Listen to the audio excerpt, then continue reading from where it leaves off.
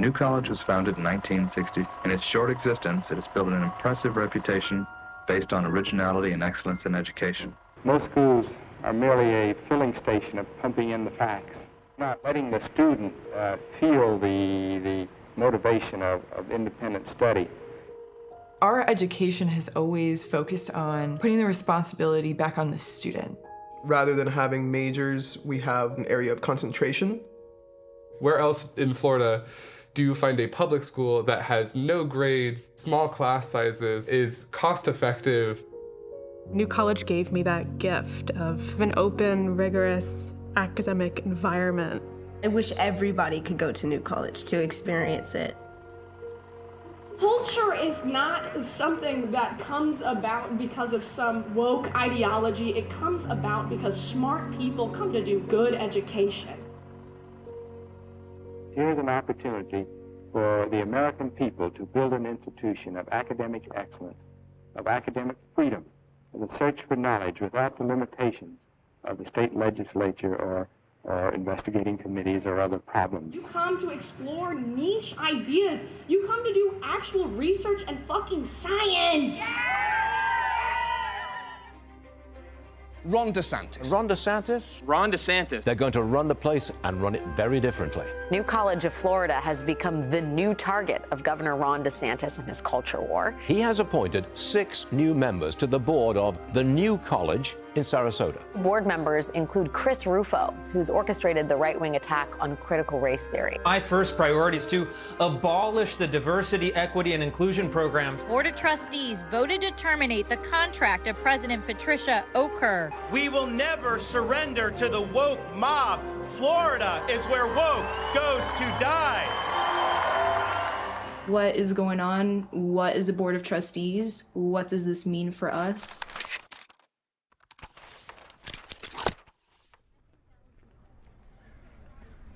I've always told people that I love my tiny little 700 student school with no athletics, with no Greek life, living learning communities instead of frat houses or sorority houses, club sports instead of collegiate sports.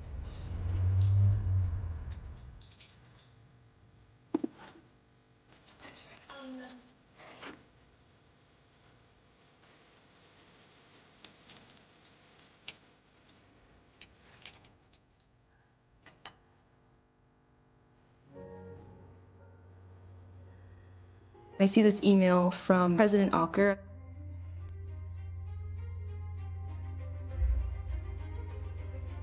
She had announced that there were 6 new trustees that were appointed by DeSantis. I quite honestly had no idea what this meant. No clue. And I'm pretty sure a lot of my friends and peers also felt the same way. The New College student government, it's a direct democracy. Each student is a senator. No one elects them. They are automatically, boom, elected. We discussed the new appointments to the Board of Trustees. To this day, it was probably the most full I've ever seen one of those meetings. I think that every member of the community realized that something big was happening and something impactful was coming.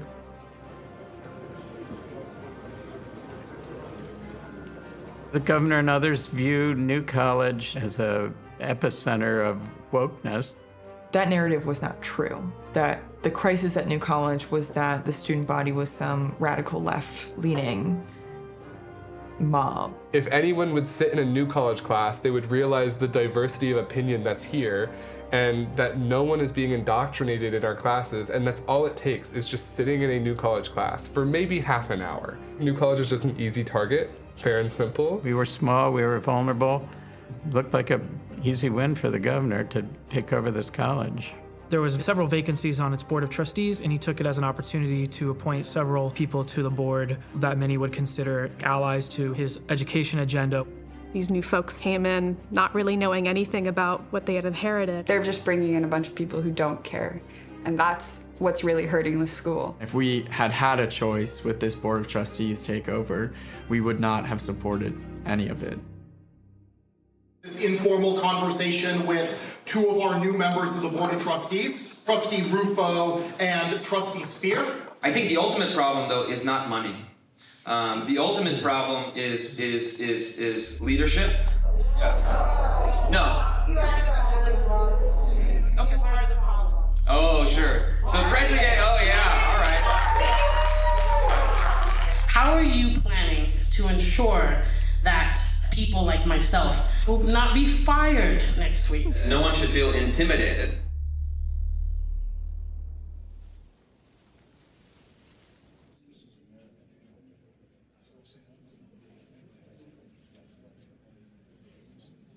My approach was to be as calm and reasonable and educated and civil as I possibly could, because that's not what they were expecting, and that's not something that would help their narrative. And I really want to commend Dr. Okker. She has repaired so many relationships on this campus, built trust in her and in the people running the college, and that takes a lot of time and energy. I thought she was a really excellent president. For a school so small, she really made sure to engage with the students. I'm going to say publicly, I do not believe that students are being indoctrinated at New College. That was the first Board of Trustees meeting under this new regime. So I'd like to make a motion that we terminate President Okker based on the terms reflected in the board packet. Current leadership is not appropriate for the situation in which we find ourselves.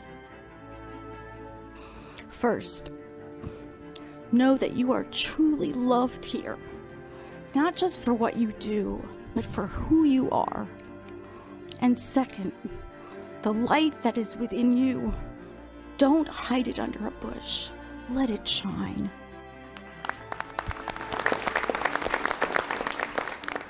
We had learned about this guy who's going to be our interim president, who's now our actual president, Richard Corcoran.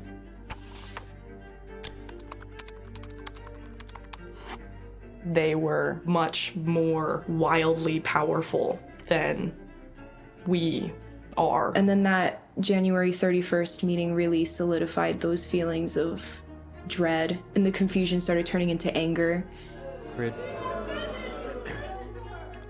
It was the first sign that this board was going to do real harm to this community, enact these changes that nobody wanted and nobody was asking for. A motion to eliminate the Office of Outreach and Inclusive Excellence and authorize the interim president to make necessary or appropriate personnel decisions. I already knew by the first Board of Trustees that I was going to be fired for no reason except the political perspective of the Board of Trustees in terms of what diversity, equity, and inclusion is. DEI goes against those principles because it restricts academic freedom, it degrades the rigor of scholarship, it treats people differently on the basis of their skin color or other inborn identities. Diversity, equity, and inclusion is so misunderstood. Has any trustee been to the OOIE office? No. Trustee Bauer. Is that next to the library, by the way? Is that by the library? No. This attack was coordinated in a way that left many people unsettled of what it meant for their jobs. You have a motion on the floor right now to approve tenure for Professor Black. This is a moment in time where, given that we're in this process of change, where we also need a little bit of stability. There's no denying that we are in extraordinary circumstances. I'm very concerned about the direction that this board is going and the destabilization of the academic program. And so I wish you the best of luck, but this is my last board meeting. I'm leaving the college.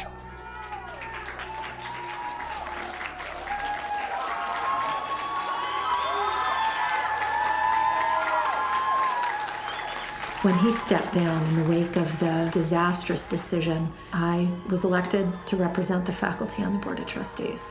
A lot of my colleagues who were not tenured didn't feel that they could speak up. Meeting's adjourned. Thank you.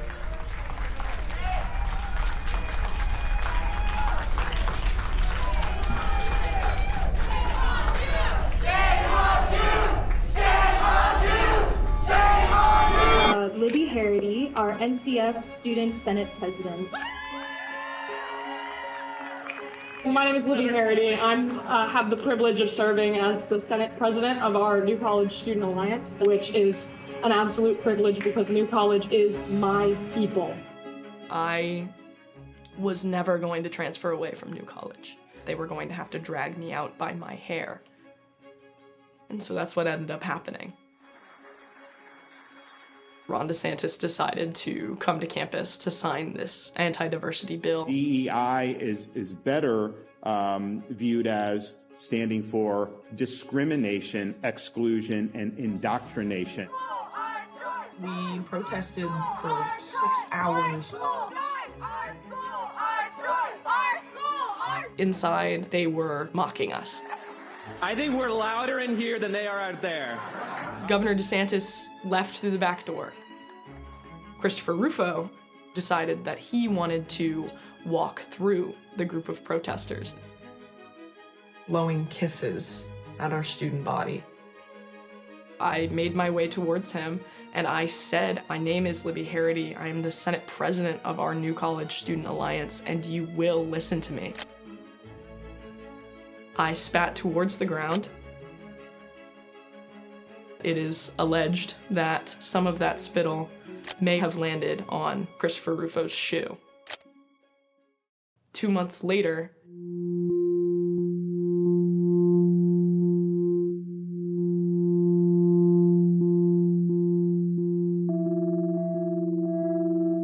lo and behold, on Christopher Rufo's Twitter page, I would be accused of battery. Was devastating. 6 additional student conduct charges levied against me under threat of expulsion.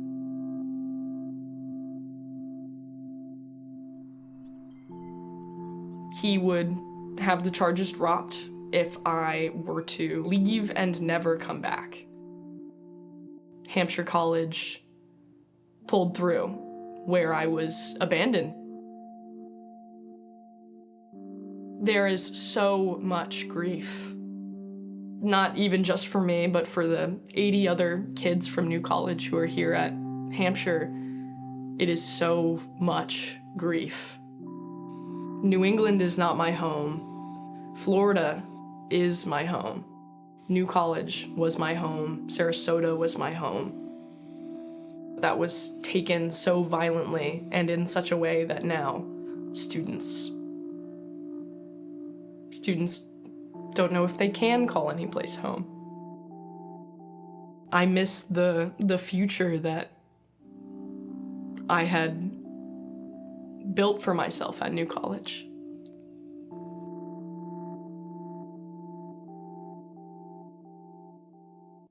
I'm going into debt as a result of being forced to leave New College and being forced to leave Florida.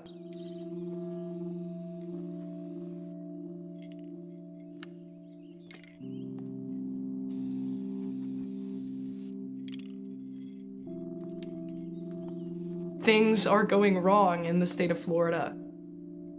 New College is a canary in a coal mine, and the canary is dead. We didn't know we would have to fight our own president and our own trustees to get the education we were promised, but we're not giving up, and I think everyone here today is exemplifying that. So I am frustrated by the way language is being misused on this campus and across the state. It was really rewarding to build the gender studies program. So then devastating to have the Board of Trustees vote in a surprise move last August to abolish the gender studies program. There's one program in particular that, in my view, is not compatible with our mission, which is to revive a classical liberal arts education. Students are leaving because of the environment. Students are leaving because they can no longer study what they want to study here. This needs to go on the record as the first time this board has made a substantive attack on our academic program.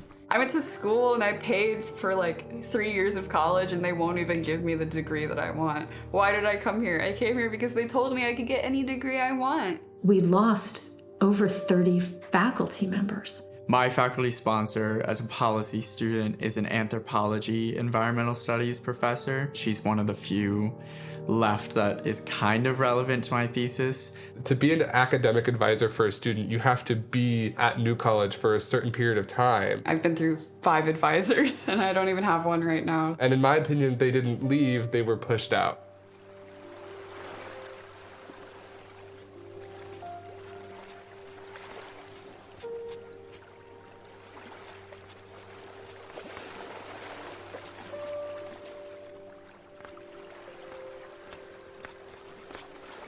The start of the new year, a third of New College's faculty either retired, left, or took a leave of absence before this upcoming fall. A third of our faculty. It's a third of the things that we can teach. It's not a great thing to have happen right before you have the most incoming students you've ever had in New College's history. The administration announced early last spring that they would be recruiting athletes. You go from not having any sort of semblance of an athletics department to being accepted to the NAIA and set to compete in the next calendar year. The plan was to reset the hormonal and political balance on campus. President Corcoran begun the work of changing the culture, recruiting a new cohort of mostly male student athletes who will begin to rebalance the hormones and the politics on campus. New College had been, like almost all liberal arts colleges across the country, majority female. Now New College has a majority male. That's stunning. Professors and students alike have both been really good to the athletes. We're also having a good time. Like, we talk to each other in the cafeteria. There's that one-on-one discussion in the classroom. It's not separate sides of the room, anything like that. We're able to intertwine and get along with one another for sure. I think a lot of them are really great people, and I've heard a lot of great things about them, but there have been certain incidents.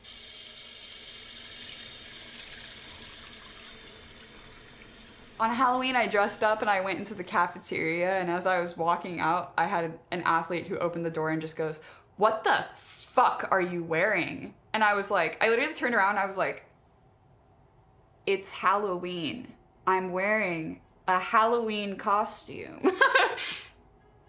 There was this group of athletes coming out of Dorton Gold, and they were like, "What's up, Twink?" Never in my life had I thought like somebody would say something like that to me at New College. It sucks to feel like a zoo animal when I'm trying to live my life and go to school. For these first-time students and athletes, I think that there's a hope for them to adapt to what it means to be a New College student. We really want more empathy towards the other groups of students, more compassion when we talk about them, but also I want to validate the feelings and emotions of returning students who are coming back into a school community that they didn't really sign up for. The housing, they split us. It's like, this is the old students, there's the road, those are the new students, you know, throwing people off campus. You can't have a community if you're spread all around. The Goldstein and Dort buildings, which are the apartment-style dorms that usually go to upperclassmen, but a lot of returning and first-year students who are not student athletes are being sent off campus to hotel rooms, and athletes are being given these dorms on campus. It created a lot of tension because returning students were promised that housing. They get told that they're not gonna have that housing. I can see where that is frustrating for returning students. It's just all these little things that people don't think about that really do have a big impact. The division is what is really tearing everything apart. Turning Point USA is the sponsor of the club, and then we're Turning Point USA New College, so we're the club here on campus.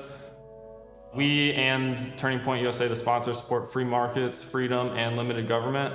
All the feedback I hear about our club is positive. We have a lot of people that are excited about it and excited about what we're doing next semester. This is how I'm treated on a consistent basis in America. It was awesome to have Stephen Davis come out here. Flew a long ways away, and he was able to speak some light into the members at our group. I appreciate you guys coming out to New College of Florida. We got a great guest with us today, Stephen Davis. He's gonna give us a great message, hopefully, and if you guys could give a round of applause to Stephen, that'd be much appreciated. So what is CRT?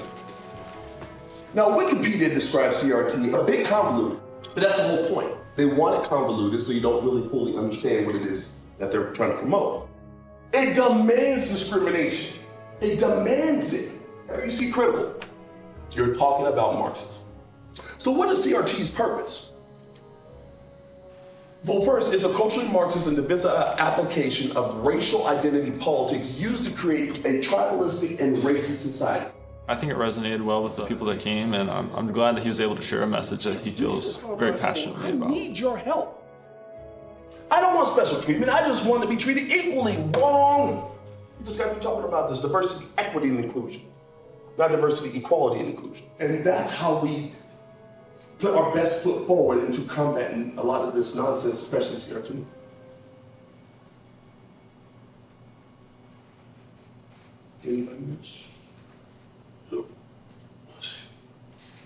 Can we give a round of applause for Stevie coming in for us? We ended up having a good crowd. We had some awesome people come and participate. Count of three, say, we love America. 1, 2, 3. We love America.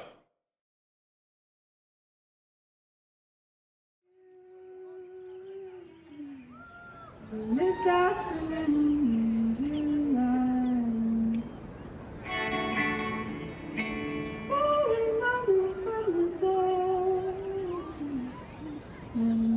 I call myself a student organizer. SAFE is the name of the organization, Students Against Fascism in Education. I've gone to protests as long as I can remember growing up, but I've never been on the organizer side.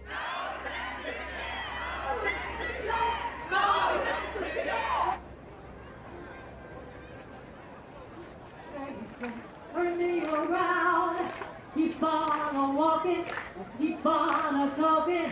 We're gonna build a brand new world. We ain't gonna let nobody turn me around, no, turn me around, turn me around. Ain't gonna let nobody turn me around. Keep on swinging, keep on singing. I'm gonna build a brand new world. I don't think they expected a fight. And it makes me really proud of the community. We had a lot of alumni support. Even the ones who moved far away and lived in big cities all came back. That big movement is called Save New College. Out of that came the Novo Collegian Alliance. Alumni have been instrumental in our student organizing efforts. We work a lot with NCF Freedom, a wonderful group of alums. I've been associated with the college for 53 years now. We decided to try and retain what was special about New College, since it seemed like the college was going to be changing, that those changes complied with law. They're more focused on big picture, long-term legal strategy, and NCA is doing more on the ground, more immediate needs. Having organizations that are familiar with the college is essential. We're very careful to not put our ideas of what students should be doing on the students, because the students are incredible. Maybe the only good thing that came out of this, I really got to connect with a ton of amazing alumni. I realized that there was this support network bigger than I could have imagined.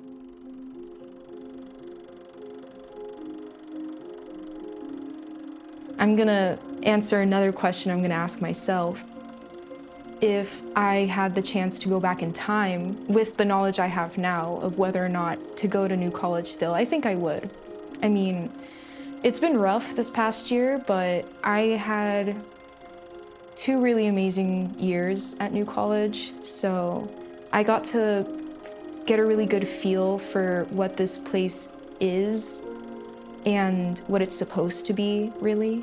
And so I think I would stay if I had to go back in time and make that decision again. I think I would come to New College.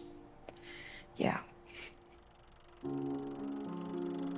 You are truly loved here, not just for what you do, but for who you are. Recrafting the New College identity every year is part of the experience. So much has changed now that I'm sure alum from the 80s would be like, you never even really experienced New College in its heyday, and then there'd be an alum from the 70s that'll tell that 80s New College, it's you didn't even experience real New College.